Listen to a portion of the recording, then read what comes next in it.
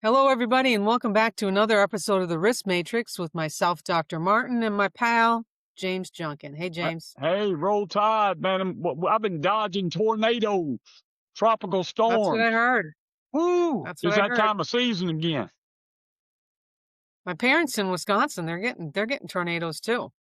It's been a crazy tornado season.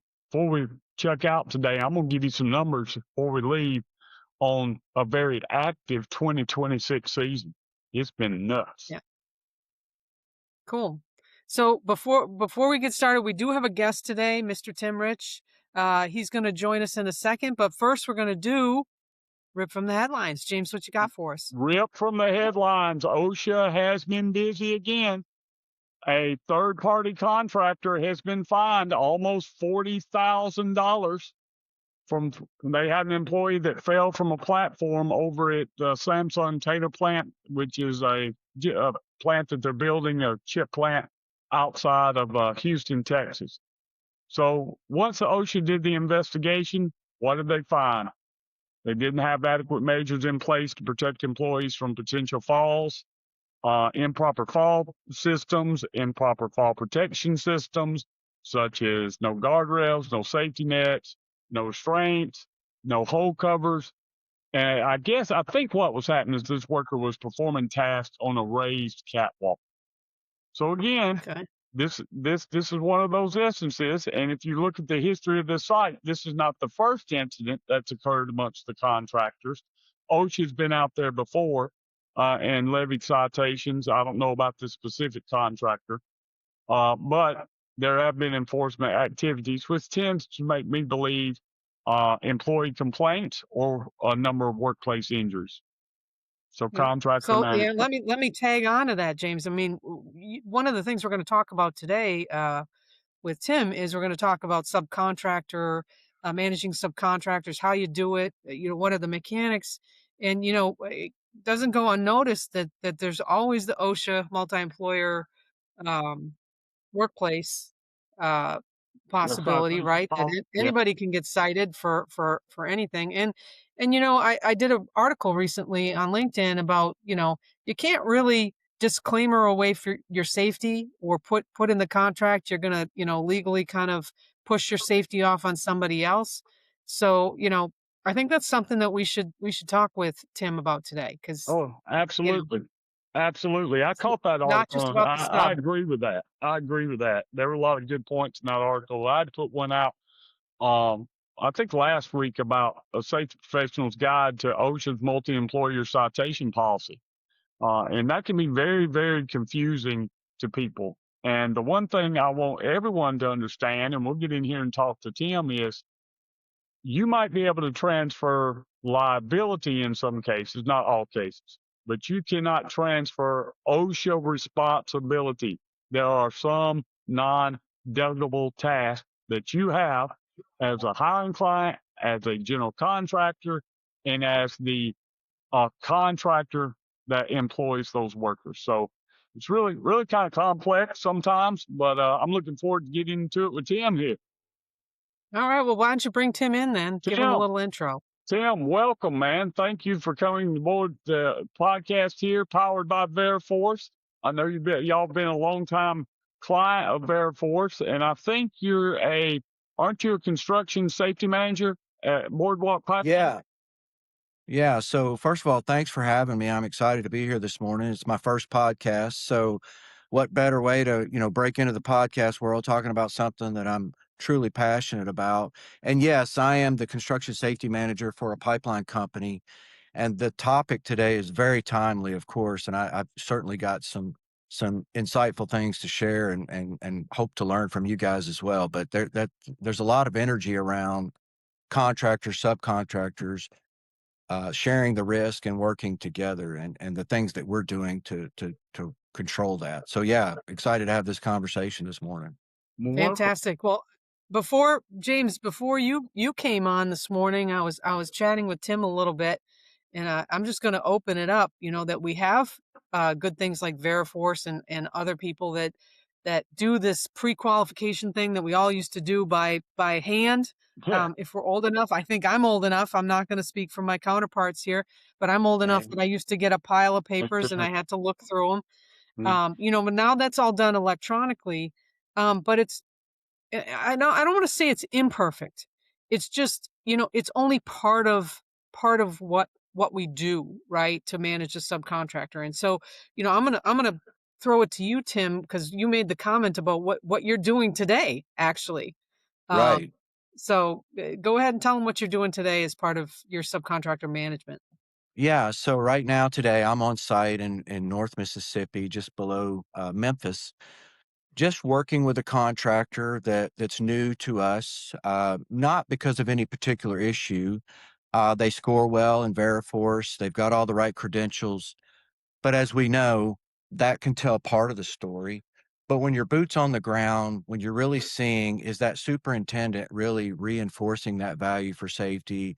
When it's time to dig out that bell hole to 34 degrees, to put that trench box in, to take the extra time, is he really doing that? And the only way you can really see those things and get a feel for that is to be boots on the ground. And it really does tell the story. And pleasantly, I'm very pleased with what I've seen this week. And typically that's the case. We try to align ourselves with contractors, and there's a whole lot behind the scenes.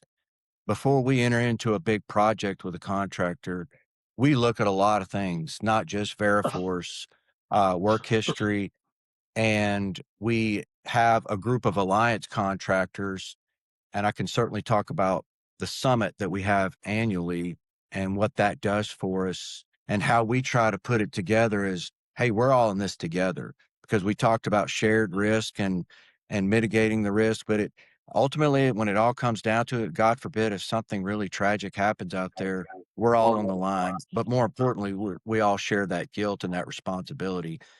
And partnering with contractors who align with that and see that value is paramount for us, and it makes our jobs a lot Man, easier. I love So what you yeah, just said, partnering. Now, we all it understand the legal aspects of contractor relationships, and you hire contractors to perform a specific task because they have a specific expertise, and there's some transfer of liability there. But that aside, that partnership, too many times, yes, what I've found in my career, um, oil and gas, manufacturing, construction, is the hiring client wants to be so hands off. Like, we hired you to do the work. We don't want to know anything about what's going on. You go out there and fix it. And when you're done, you let us know and we'll come inspect. And that just leaves many opportunities for miscommunication, for not getting the right people to the job, for not verifying that people know how to do the job and know how to do it safely. So I think that's outstanding that you see it as a partnership. Now, are there any specific things that you do related to that partnership mentality beyond like job site inspections? yeah. So one of the big things, and we're really excited about it, and it just keeps getting better each year. And we're in the planning phase right now, and I'm leading that charge. Is we hold an annual Contractor Alliance Summit. So what we do is we bring in our alliance contractors to Houston. It's typically 2 days, and we do a quality and a safety summit. So the theme this year is we're one team. So we're out there together, whether it's whatever contractor A, B, C, partnering with us as the operator. We share the responsibility for safety, for quality, for the deadlines, for the budget restraints, all those different things. But the driving thing is the safety and well-being of the employees, the community, of course, the environmental concerns as well.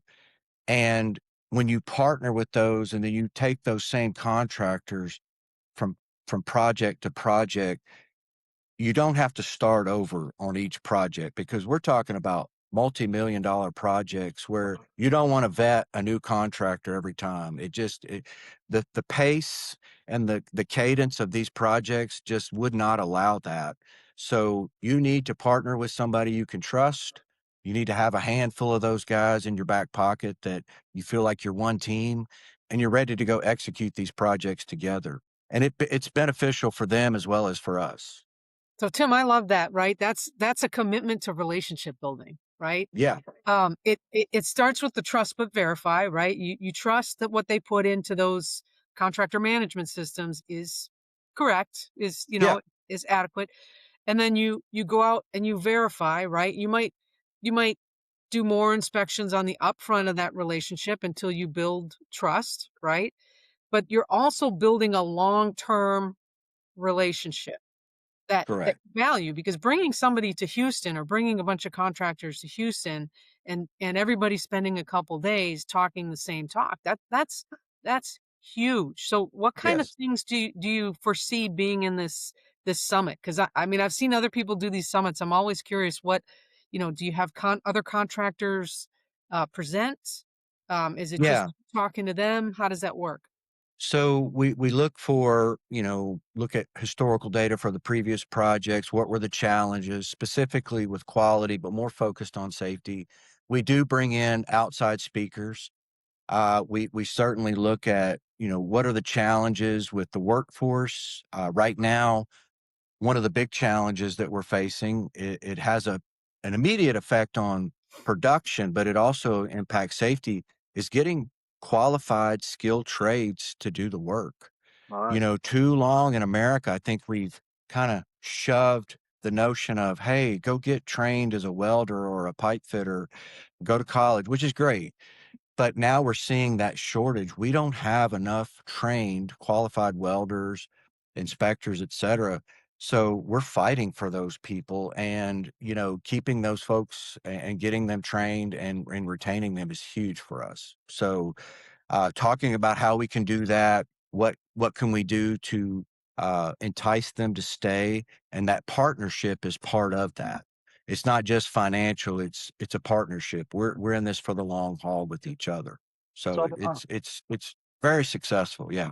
when I was out at ASSP here last week or so, and one of the number one topics was a point that you just hit on, is workers being qualified to do the job, because Yes. we've got this generational turnover, and then we've got this period of time. I'm in my 50s, but when I came through school, it was making that transition out of the emphasis to go into the trades and be a welder and be a plumber and be an electrician.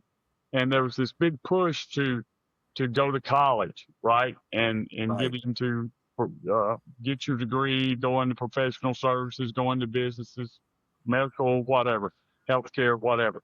So there's a gap there, I think, in my generation of skilled laborers to replace the baby boomer generation who is retiring, right? So we're filling this gap, and we may be filling this gap with folks that aren't necessarily qualified or certified to do the job.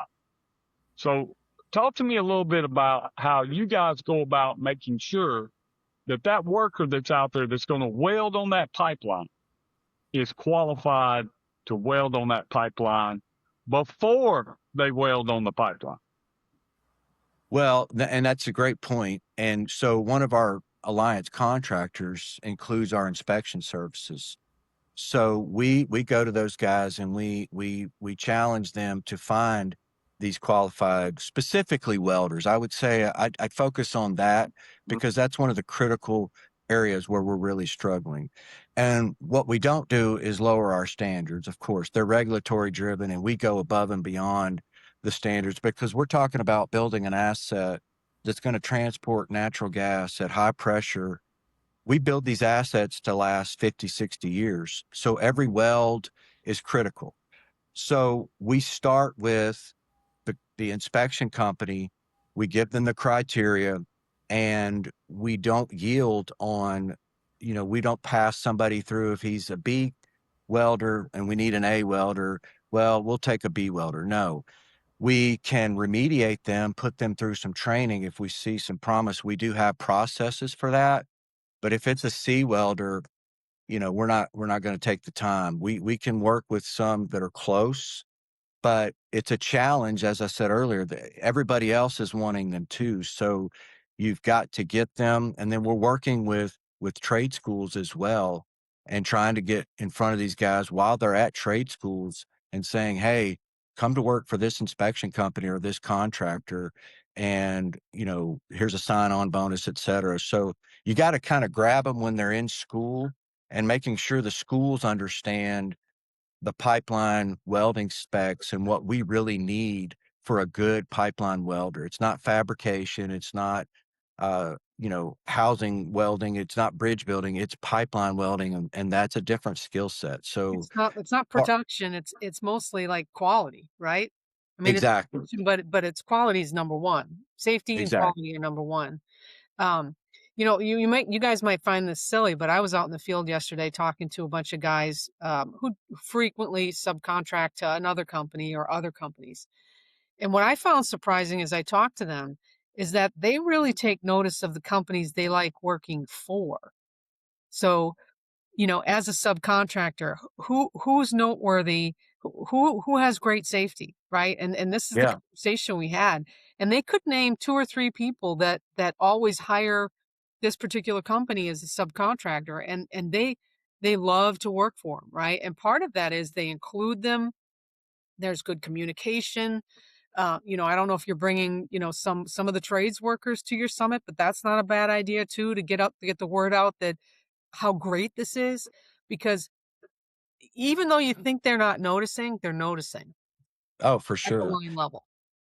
Yeah. I mean, one of the things and great feedback that we hear a lot from the welders is, as an operator, we provide safe excavations. That's one of our paramount must do's.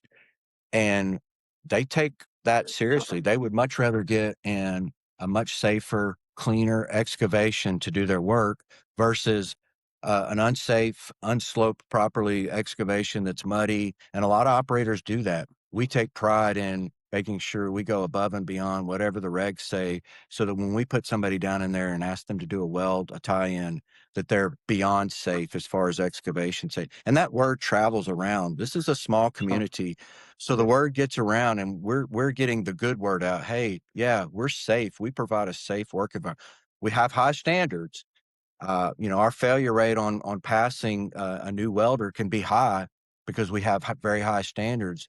But if you can pass that, we're going to give you a very safe work environment. We're going to take good care of you, and we're going to bring you along with project after project, because we want to stay aligned with good folks, not just contractors, but the individuals within those organizations. That matters to us. So let me ask you this. And I'll frame it in this way. How a company responds to failure matters. That's a quote from old Todd Conklin right there. But I believe it. I believe it. Yes. And having worked in the contractor world for 30 something years, starting out with a hiring client in my career, I took this topic on at ASSP about the ethics in incident reporting, the things that we tell you, the stuff we don't tell you, right? So how do you go about helping contractors that may have had an incident? So you've got a really good contractor, you like working with them, then they had a bad day. Just like I was on the phone when we joined this, this is a really good company committed to safety. They had a bad day and a worker lost their finger. And the worker's going to be missing that finger for the rest of their life. And certainly that incident probably could have been prevented, but it's not an indictment on the organizational culture and the moral character of the leaders of that organization. I know these people personally. They care about their workers, right? So how do you go about helping companies that maybe had a bad day? Safety systems didn't work.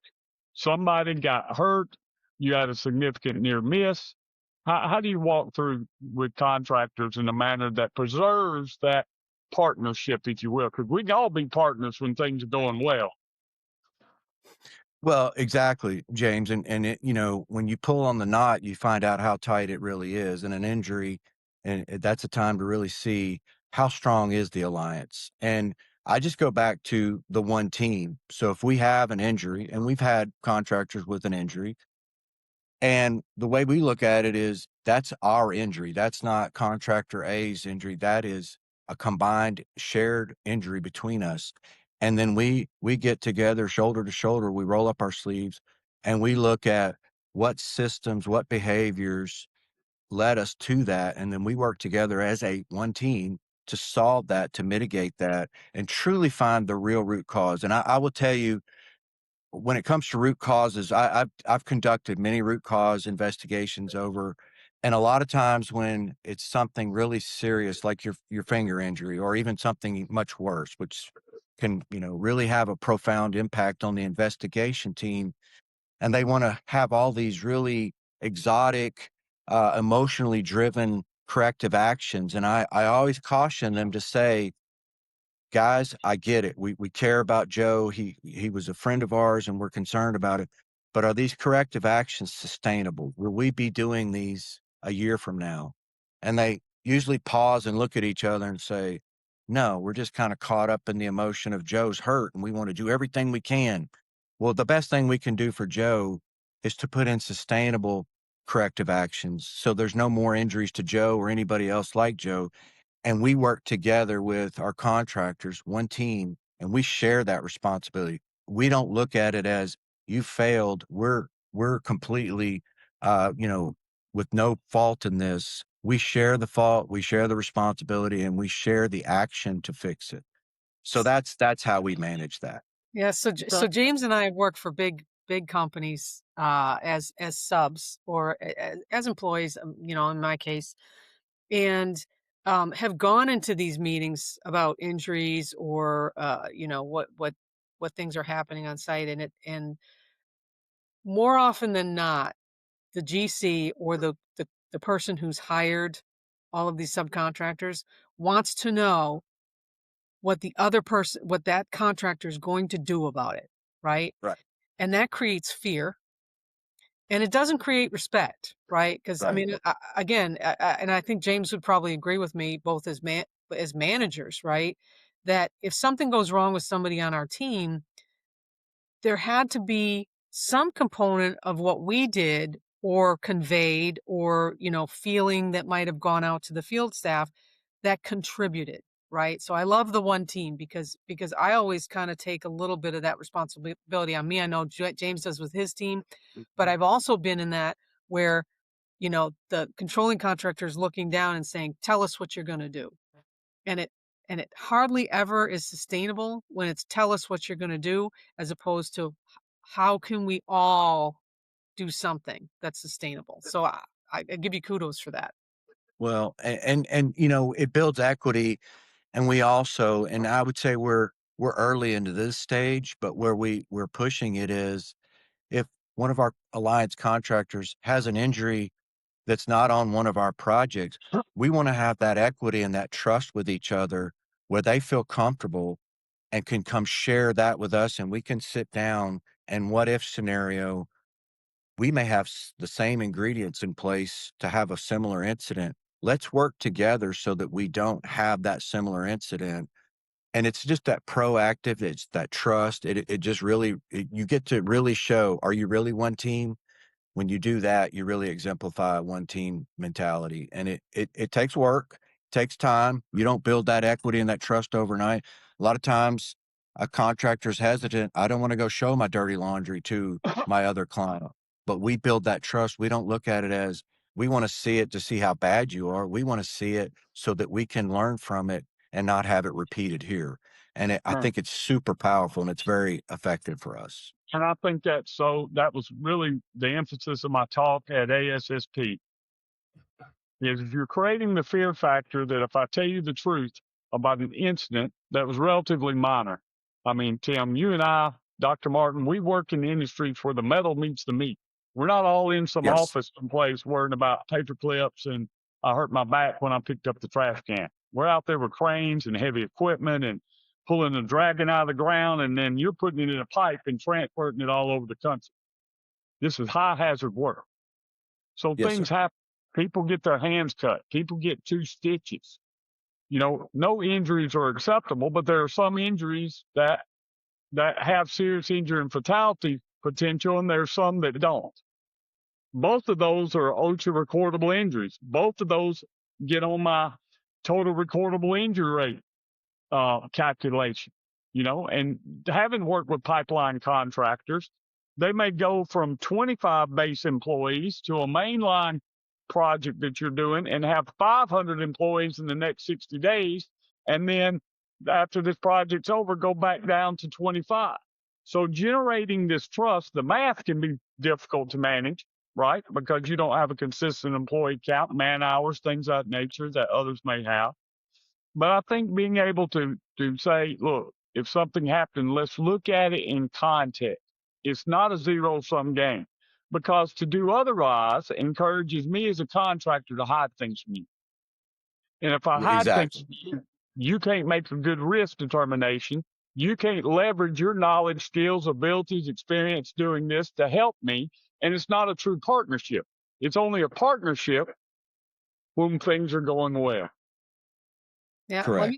let me add something in there, James, because I think this is relevant to the conversation too. That, when you have a partnership, part of the partnership is setting the standards correctly too. So I'll give you an example, or setting the standards of what you expect.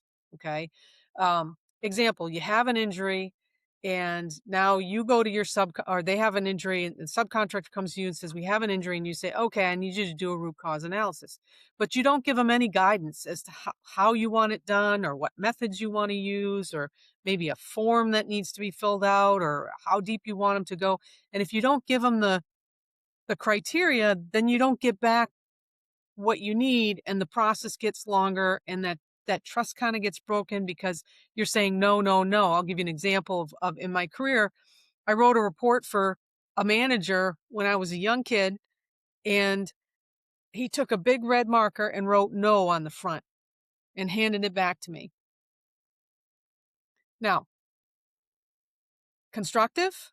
I mean, I knew it wasn't right, but I didn't know what I was supposed to fix. And he wasn't very good at being clear on what it was he wanted, right? And so that breaks part of that trust factor too. So I would think, Tim, and part of your processes that you put in place, they're there, but they're negotiable with the contractor on that one team basis, right? You got to know what you're up against. Absolutely. And you make a great point, Dr. Martin. I mean, not all contractors have the internal resources. We deal with, national contractors who have, lots of resources internally for safety and compliance. And then we deal with some smaller companies that maybe don't have a strong bench where safety is concerned. They don't have dedicated resource. They're as committed. They just don't have that. So we work with them in different ways. Our expectations are the same, but we can work with them on the root cause analysis and those things. So yeah, we don't just throw it out there and say, figure it out. If that's not teamwork, if we want to share the same goal and the same vision and they don't have the resources, we can help them with that. And that goes a long way, because it could be overwhelming to a smaller contractor to say, well, I've got to have the same resources as the big guys and I can't afford that. We don't want them to feel left out on that event. So we really help them with that, with root cause analysis, et cetera. So it evens the playing field that way. I love it. Well, The expectations are the same, but we help them with the tools. Yeah. one of the things I want to kind of circle back on the contractor side here just for a moment, because what you're doing is outstanding. But I have been fighting my entire career this phrase, but the operator didn't tell me I had to do it. But the operator didn't tell me how to do it. But the operator didn't tell me I had to wear a hard hat. They didn't tell me I had to have FR. They didn't tell me I had to have a 4-gas monitor. They didn't tell me we needed fall protection and this. They didn't tell me we needed a confined space permit. They didn't tell me I needed to train my workers.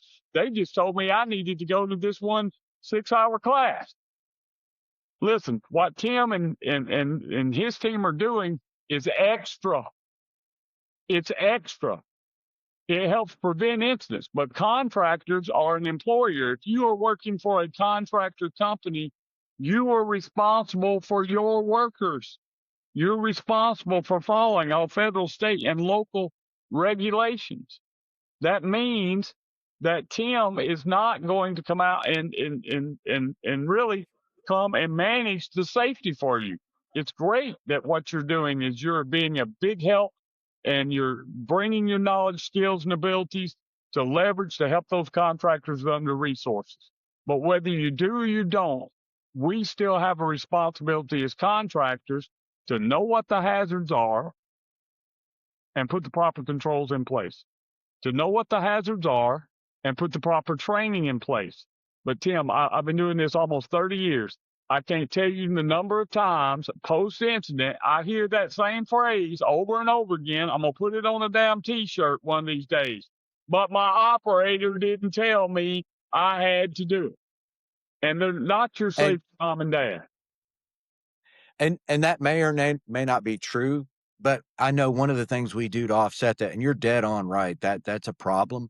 One of the things we do is we take a multi-step approach. We start with good scope of work.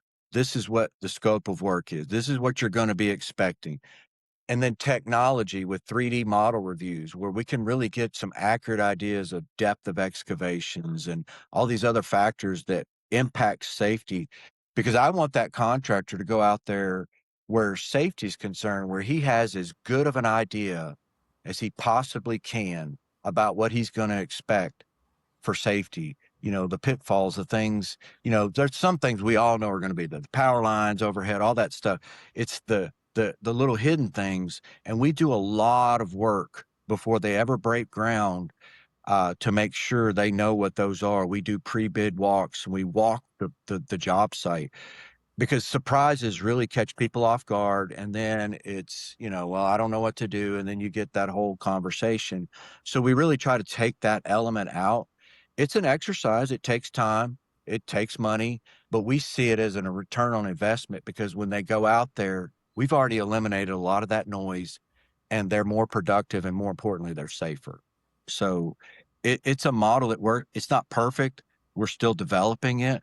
But as it gets stronger, what it also does, it builds that trust, because the contractor sees, hey, Tim, his company to operate, they really do want us to be successful. They're giving us these tools. They're walking us through, and it just kind of snowballs in a positive direction. It makes good Very business powerful. sense. Makes good business sense. And, you know, Absolutely. Dr. Martin's favorite phrase is, it just depends. And mine, Just I stole depends. from Fred Manuel. I copied it. But he likes to say, hazards are best controlled in the design and planning of the work. And you're a part Yeah. of that. You're a part of that. So incidents cost money. Now, I will say big time. this. There's a lot people can learn from what you got going on at Boardwalk. Because you're a pipeline operator, you have a little bit more regulatory oversight when it comes to contractor management. But that regulation, process safety management, PSM, they're almost mirror images of ISO 45001, which came later, ANSI Z10. It's this team approach. It's continual improvement. It's working together to identify hazards and put controls in place. And man, I think what you're doing is outstanding, and it's a model for others as we want to move beyond pre-qualification. Yeah, and thank you. And it's a team effort. I mean, and we're never satisfied in that continuous improvement vein. And the urgency is never more than it is now. I mean, when we look at what we have on the books between now and say 2030, we haven't even broke ground on some of the larger projects. So we can't get there fast enough, but I think we've got an incredibly good start.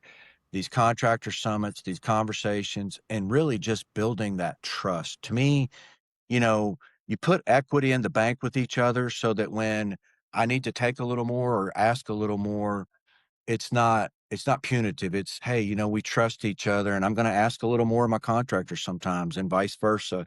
But we've built that relationship, and we know we're looking out for each other because we're one team. We're out there together, and it's powerful. And I've not seen anything like it. Used to, like you mentioned, the old days, the contractor just showed up. He did what he did. You got what you got, and you hoped for the best. And we're so beyond that now, and it's just more sophisticated, and it has to be. I mean, money's more of an issue, lawsuits, et cetera. There's so much to gain or lose, however you want to look at it. and it's just the right thing to do for sure. Yeah. Well, And thanks, Tim, for coming on and talking about all this. We really appreciate it. Great yeah, insight, great things that you're doing with your company and with your subcontractors. You're right up James's alley because he's big into looking at the implementation. Do you say you do what you say you do? And right. and building that trust. So, thank you for your message today and for working with Veriforce on several things. James is going to take us out. So thank you, Tim, for being here. James is going to take us Thank out you. and he's going to tell us about a new partnership that uh, Veriforce has with.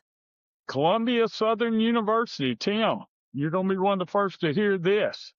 So All right. Veriforce has entered into an agreement with Columbia Southern University for students that work for hiring clients and contractors that wish to enroll in Columbia Southern for any program they have, whether it's occupational safety and health or emergency response, or hey, they've got a great business school. Some folks in the office may want to go and hone their business skills and get a degree in business. Or if you're a safety professional, you add that MBA to what you do. Because you're a Veriforce affiliated company, when you enroll, Columbia Southern will give you 10% reduction, 10% discount off your tuition. I think that's Nice. great because it adds up. That's all. And Yeah, for sure. and books are free.